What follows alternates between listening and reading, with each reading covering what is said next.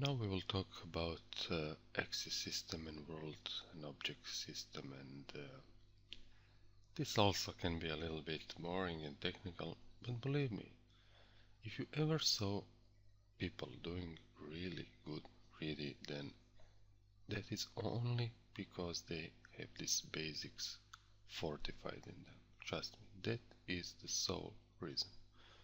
Okay? The talent can play a tiny role in that, maybe a few percent, but other than that, it's all good and clean and nice basics and rules. Okay?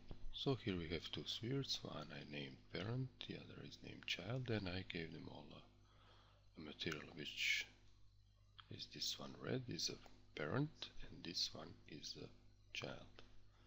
I'll just here under display enable this card shading lines option, okay, just to see the polygon structure.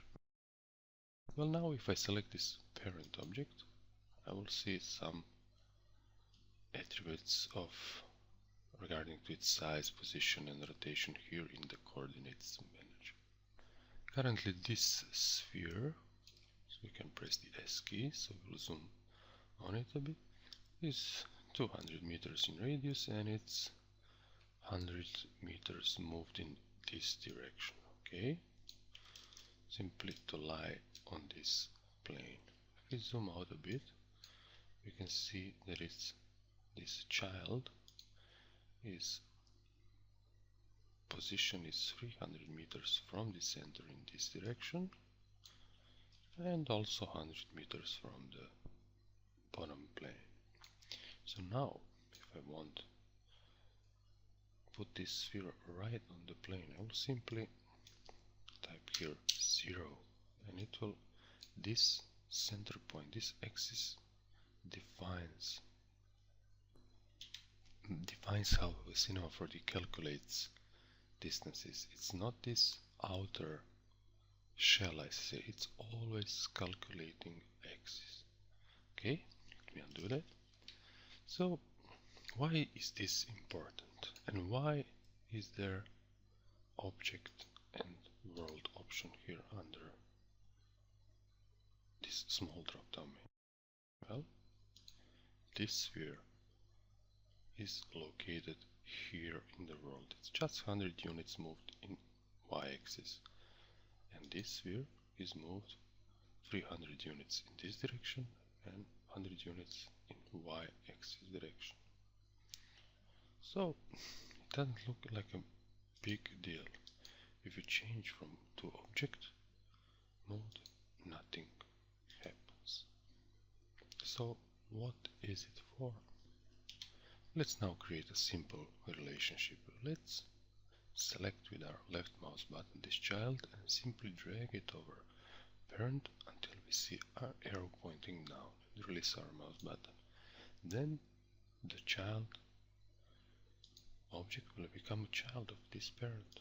So whenever you maybe move this parent, the child will follow. Okay, so let's select the child again, and now you will see a difference here. What has changed is this y value here. Okay, so now for example, if I type in 0 here, this sphere will snap right into the center of this other sphere. Okay, let me just enable X-ray here, and on this parent, so you can see there is a second sphere inside. Now if I move this parent sphere, again the values will change here. So it's currently 203 point meters, and this child sphere, the values stay at 0 while in object mode. Okay, so that means that this child in relationship to that sphere is always in 0, 0, 0. Okay, in object mode, so regarding its parent object. But if you change to world mode, you will see the actual position of this blue sphere. Okay? It can be a little bit confusing, so think of it this way. World mode is the real mode where your object actually is, and the object mode is where your object is regarded to its parent. Okay? Let me undo this a bit, and we will pull our child sphere. So you can see that this child never affects the parent. The parent always affects the child. So let me demonstrate that. You can go to a rotate tool and simply rotate, and you will see that the child always follows. Do that. But if you select the child itself, it will rotate around its axis right here in the middle. So the difference is, when an object has a parent, it will use its center, its axis center, to rotate around. Okay, so now this sphere, this child sphere, will always rotate around this center. Okay, undo. This is really important. Okay, so let's say you are scaling the parent. You can scale him uniformly by pressing here or anywhere outside. So you will also see that the child is scaling proportionally, and the space between them is scaling proportionally. Okay, and do that.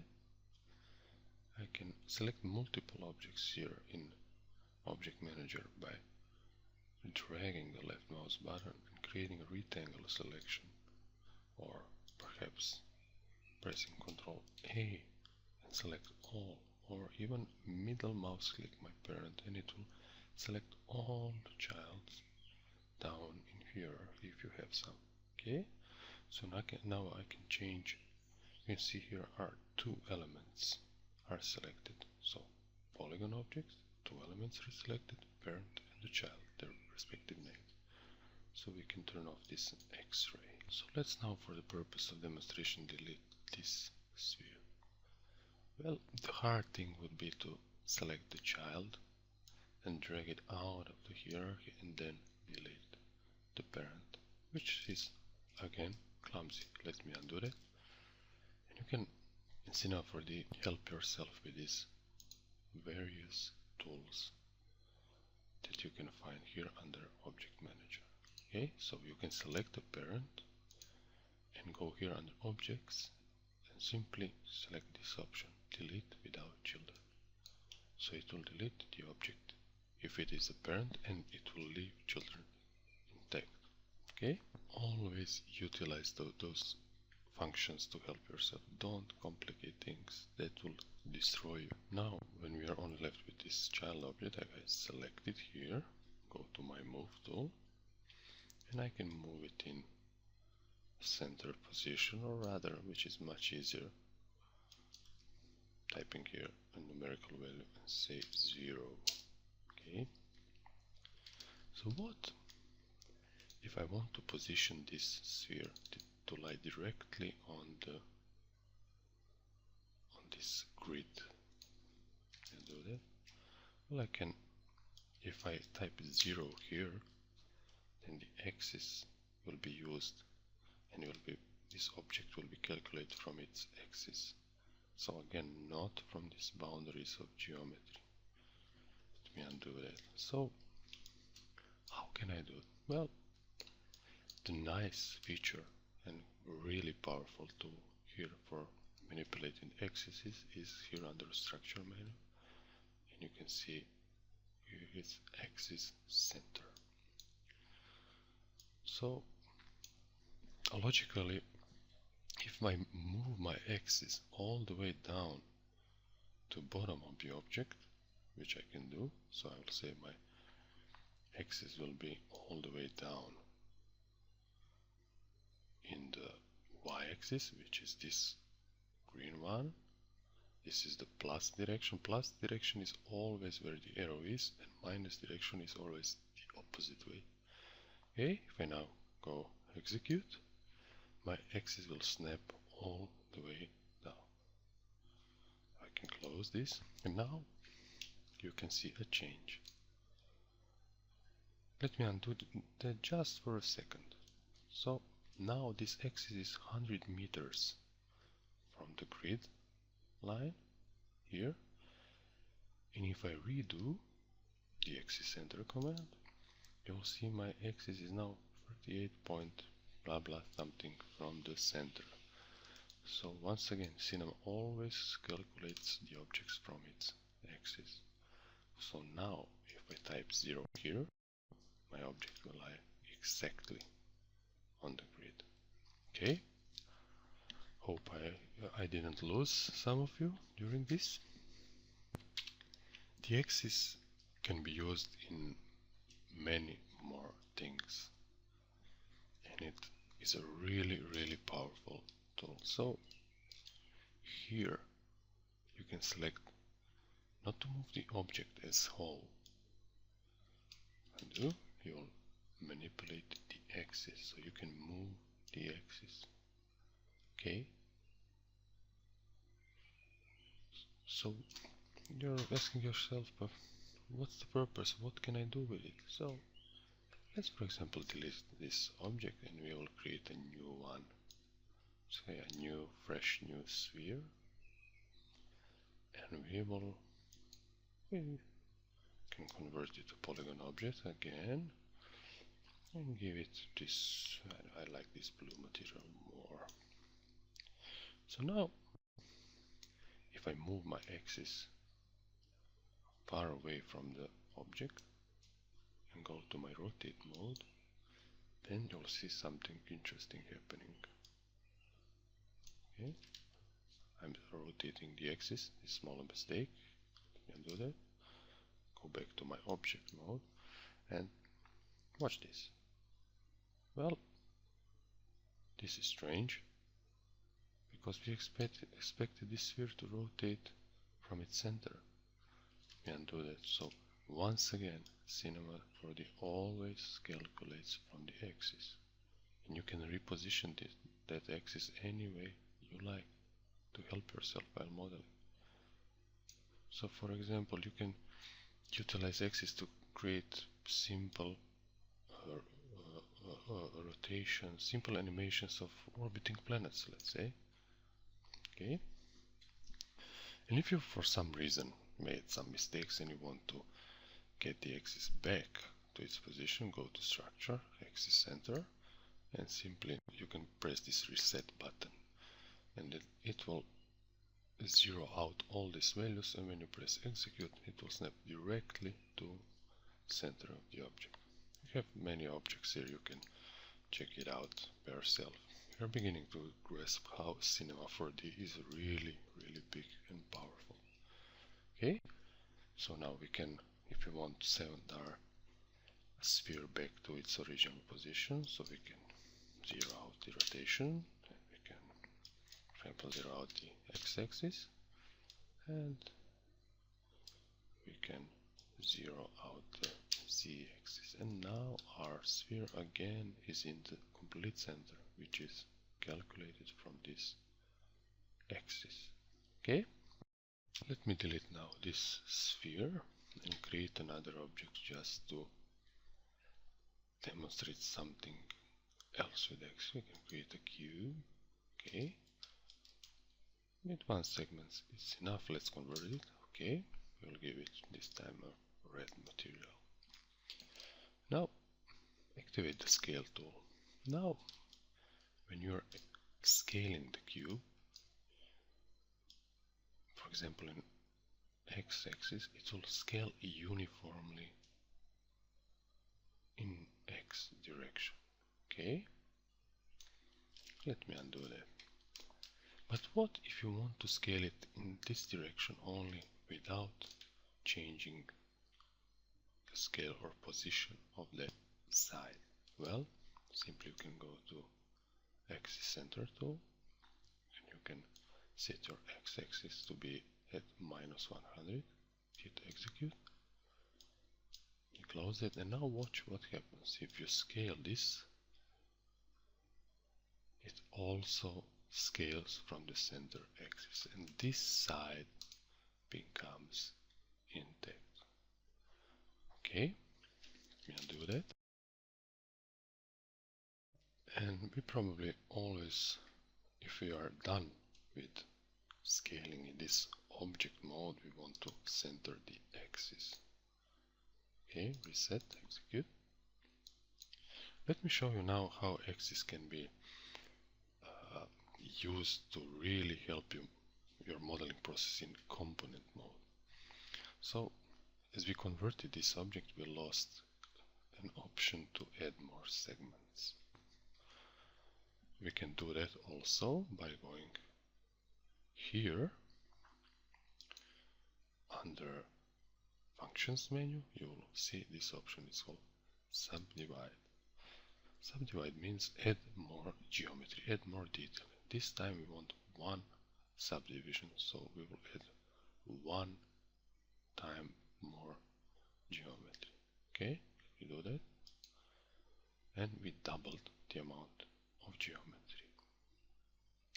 Maybe one more time. So again, function subdivide and double the amount of geometry.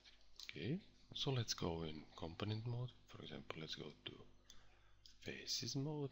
We will select some faces with our live selection tool. Let's say all these front faces. Okay, so now let's say you are modeling and you have your move, or better even your rotate tool activated.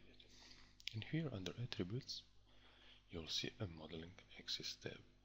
Go inside it, and let me just replace the material. It will be much more easier to see. Okay, so now if you are going to rotate those faces, you see they are rotating from the center point. Okay, undo. But what if you want to rotate it from this edge or this edge or any edge if you like? Well, you will have to utilize this component axis mode. So if I want to rotate it from this, think of it as a door. So I'll move my x-axis all the way to the left side, which is -100, and now if I rotate, you will see a difference. Okay, this is very important. This can help you a lot in your modeling process. Okay, because otherwise it will be a really painful task to position these faces as you would like. You see there are also options for Y and Z axis, so you can even change those. You see, and this is one I got you. You see, these faces are actually flat, and that is why nothing happens when I change this Z value. For Z values to change, you have to have some depth. This is, and depth is Z direction. Okay, let me activate my move tool. This blue arrow shows the depth. So if, for example, I now grow my selection, as we saw in previous video, some grow command, now I will actually be able to move this axis. Okay, let me just delete this cube. I also hope I haven't lost anyone. We can create a new object. Let's say a sphere. We can convert it, and we are in the component mode. So we want to move the whole sphere, not just components. So we'll go back to our model tool. Okay, and I'll move my sphere somewhere in the scene. Just let's say you model something and you moved it, positioned it just right, and you later decided to add something and you want to position it exactly where that object is. Okay, so let's say you created a new object, and let me scale this down a bit, just a bit. There is a This is our scale tool, shortcut D, and let's make it editable with a C key. And now imagine that you have to manually position this cube right where the sphere is. That would take some orbiting and moving and sort of eyeballing, which is not really desirable. We undo that. There is a nice little function in Cinema 4D that is found here, surprisingly, under functions, that says transfer. So I want to transfer to what? I want to transfer this cube to sphere. Okay, you see there is a preview that represents you can target objects, or you can simply drag the sphere here to a box. Here are some options. If your scale is enabled, then the cube will become as large as sphere. If your rotation is enabled, then the cube will get same rotations as this sphere. Okay, let me hit apply, and instantly, let's go back to our move tool. You can see that our cube is moved directly into the center of the sphere. That is the result. So it also always calculates the values from this axis. So basically, technically, this cube did not snap to the center of this sphere. It snapped directly to the center of its axis. Okay? Let me just show you that. Let's say that our sphere, we use the axis tool and move this a bit. And if we select our cube again, and now go to our functions, transfer, and hit apply, you will see our cube did not snap into the center of the sphere. It snapped to the sphere's axis, which is right here. Delete this cube, and you will see that axis is right here. So be aware of that. This is really, really important. Okay, let me delete that. The next feature I will discuss is snapping and precise positioning inside Cinema 4D. So see you in the next lesson.